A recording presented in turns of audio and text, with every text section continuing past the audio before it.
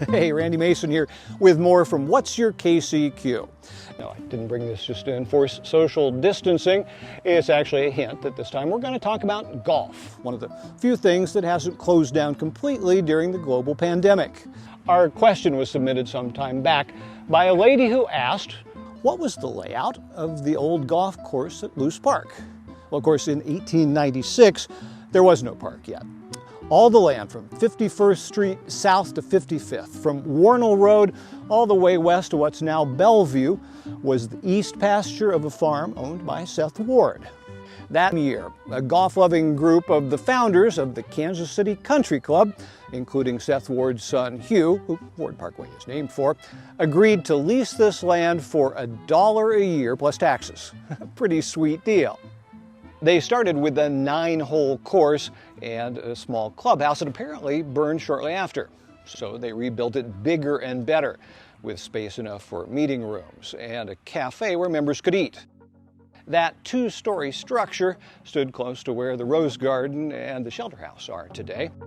It was just a short hop to the tee for hole number 1.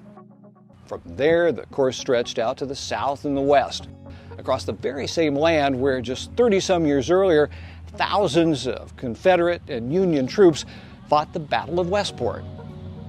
In 1899, the club added a second 9, and at least according to this map, 2 of the holes utilized the pond, that's still here now, as a water hazard.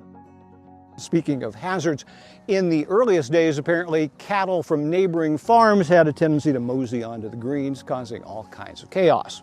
That became less and less of a problem as more and more people started moving into the houses that J.C. Nichols was building here in his country club district. In fact, in 1921, Hugh Ward's widow decided the next time the lease was up, she was ready to sell the site. So Nichols himself stepped in to broker a deal for her to sell a part of the land to another widow of considerable means, Ella Luce. Her late husband Jacob was, and you don't get to say this very often, a cracker magnate. His Luce Wiles Biscuit Company in the West Bottoms went on to become Sunshine Baking, maker of such things as Hydrox cookies. Anyway, in 1926, the deal was done. The Kansas City Country Club moved its flags across the state line to Mission Hills, where it still is today, and Mrs. Luce immediately donated her brand new property to the city for a park to be named in her husband's honor. That was nearly 100 years ago, and today these 80 acres beckon us for all kinds of recreation and relaxation, just not for golf. For the Kansas City Public Library and the Kansas City Star, I'm Randy Mason asking, what's your KCQ?